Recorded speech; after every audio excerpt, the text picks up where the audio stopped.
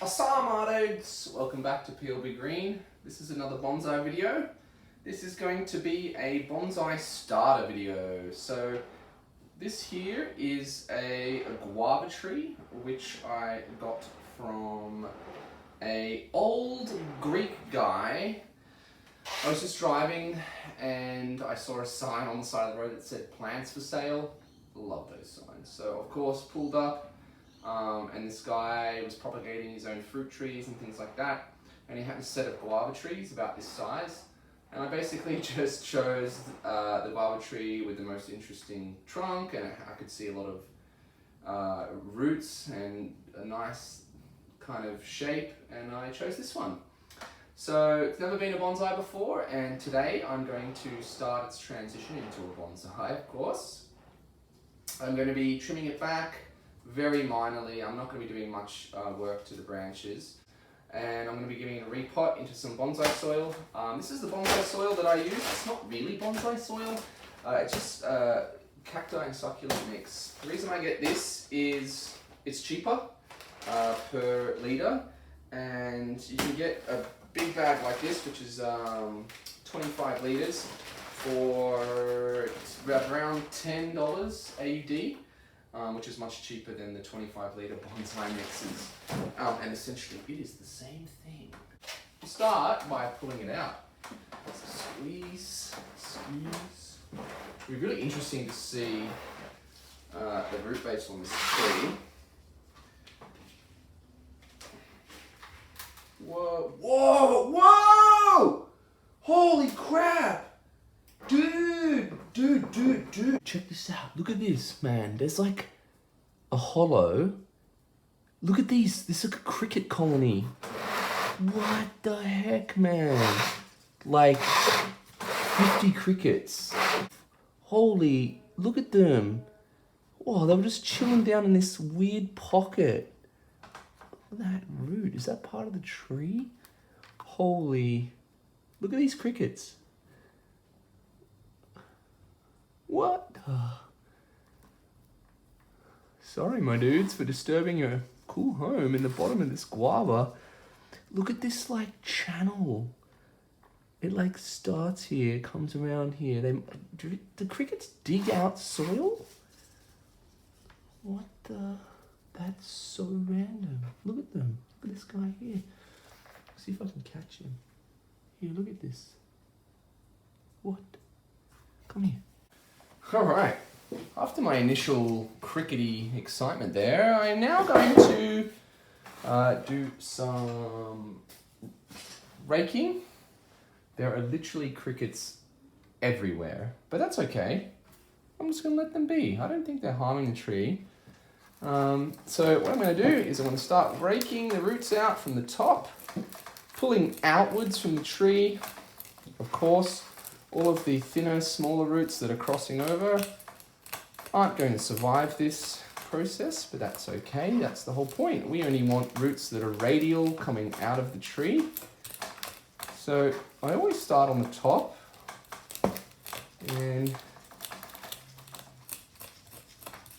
go down as far as I can without damaging too many of the roots.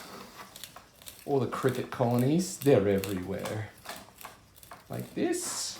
Oh, very nice. Look at all these roots. Very healthy fruit tree. I'm sorry, my cricket friends. You must find a new home. And once I've done a full rotation of that, I know I could probably take out more there, but I'm just going to try and wash it out with my hose. We'll go to the bottom, and then from the center, working out what on earth. What are these random branches? They're not even part of the tree. Was the guy using them as like a drainage layer? Okay, so these random branches don't seem to be part of the tree whatsoever. I feel like the guy I got this from was using them as a drainage layer. Well, that's good, because at first I thought they were really thick roots. Doesn't look like it though. Now I know a lot of these roots are breaking away down here, but that's okay because I'm not going to be using them anyway in this bonsai. And there are literally crickets everywhere. It is an infestation. I don't know if you can see that, but if you look carefully, there's like 100 crickets. I mean, I'm an invertebrate guy, but damn! I wonder if they harm the roots. Hey, look, here's a burrowing cockroach. These guys are sick. Okay, I don't know where he went. Oh, there he goes. Look at him. All right, so if you're not into bugs, I don't know if bonsaiing is the hobby you should be pursuing, but I like bugs. I like invertebrates. I find them extremely interesting and curious, and I love their adaptations and how they've evolved to adapt to a changing environment. They're just cool. What I'm going to do is go outside and rinse this off with my hose. Here she is in all her glory. My goodness, there is a jumble of roots. Now, I thought this was from a cutting, but it looks like it's been grown from a seed. It doesn't look like there's a cut point indicating a cutting. It was a cutting. So straight away, I'm going to take off a large chunk of the taproot. I'm not going to take off as much as I want to. I would love to cut right up here, but I don't think there's enough root up above that cut point for the tree to survive. And I definitely want the tree to survive. So I'll gradually do it over time, cutting that big taproot off. But for now, I think I'm going to start by just cutting off flush like that and pulling this huge taproot and accompanying roots away. You see how much I took off there, a big, big chunk. But that's the process you have to start to transitioning a sapling into a bonsai. Then, if I hold the tree up, I can see there are, if I cut down there, I'm expecting a fair amount of this to be in the soil. In terms of a radial root base, there's a lot coming out, a lot of roots the whole way around coming out at about this level here, you can see. So anything above that level, I'll take my handy dandy magic red scissors. So anything above here, I'm going to take off. Otherwise, these will just be sticking way, way out of the soil. And we want our root base to be flowing off the bottom of the trunk and going into the soil. So those off.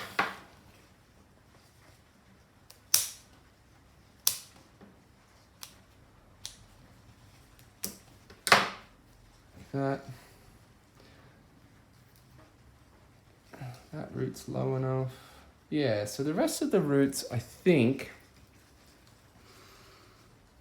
are low enough. I do want this tree to be on a tilt when I plant it. This one here, too high. And just here, there's two roots on top of each other. You can see that. So the lower one is more in line with the rest of the root plane. So I'll come in and I'll take the higher root off like that. I can now come in and come into the bottom and start cutting off some of these irregular roots that go off in random directions. Like this one comes out from the trunk, flows beautifully, and then goes and plummets straight down and bends in and goes all insane. So that one can come off. These ones down here are way below the root plane. This giant one, I'm going to leave extra roots below the root plane because I do want the tree to flourish and survive. These are sticking out of the soil.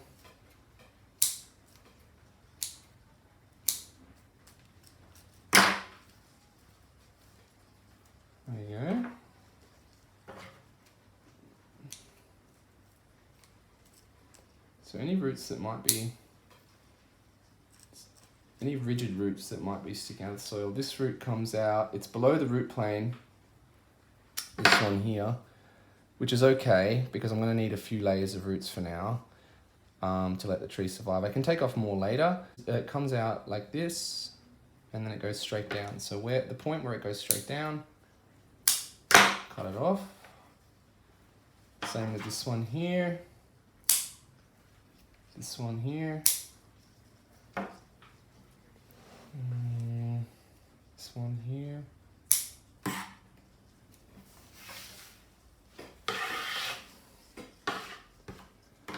And I think for now, oh, that one's sticking straight up. I think for now, that is all I will be able to take off without endangering the tree's life. So stop there. We got a good portion of the taproot off. There's obviously still a lot here which could come off, but you've got to restrain yourself. You can't just take all of the roots off you want at once.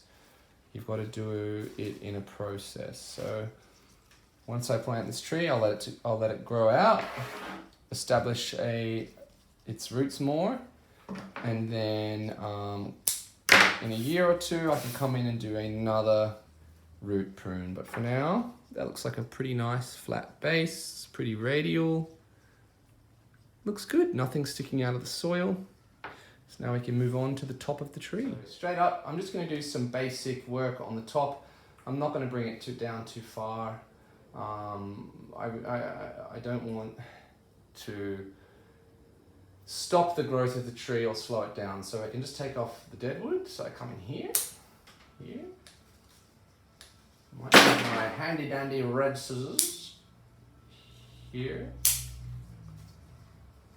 Dead.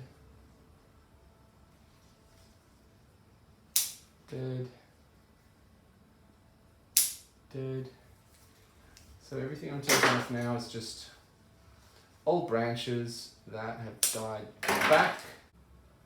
After all the dead wood's gone, we can start working on some branch selection. So straight up, down but near the base of the tree. This little guy here is pointing in towards the main leader. We don't want that. It's in the way, it's got to come off. And this one too. Just like that. There's a little bud here, I don't want that. Then the tree, I mean, this branch crosses straight over. I definitely think this is the front of the tree. So we want all of the branches to be coming out from the center of the tree and splaying out. We really don't want them coming up and then crossing over other main branches or trunks. So I am actually going to take this off. It's also really thick here. It's the same thickness as down here. So I'm going to take this off. Just like that. For the repotting of this tree, I'm going to be using one of these baskets. It's in the pool section in Bunnings, and it's pretty cool. It's got all these little holes in it. I'm not sure exactly what it's for, but what happens is the roots of a tree grow out, and if they happen to come out any of these little holes, they just kind of stop and they dry out. So it's really cool to prevent roots from wrapping around and around the pot, and they tend to, just like a sieve, give a tree a really nice root base. So we'll start by putting the whole lot in, and you don't need drainage screens because the holes themselves are natural drainage screens, which is also a nice feature of the pot. So that was the front. So we'll splay the roots out as best we can. Make sure they're all going radial as possible. And I did say I would like the tree to lean. So maybe I'll move it a little bit towards this side of the pot. Give it that slight lean, and I will have to put a rock on top of there to prevent the tree from falling over. Right, let's start filling the tree.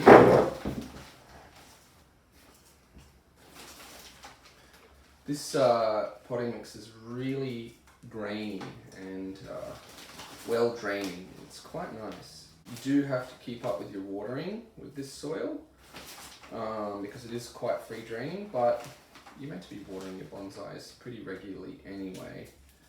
So it's nicer that you have a free draining soil than a really damp, wet soil all the time where you might get root rot. So just come around. I will work in some of the soil into the roots.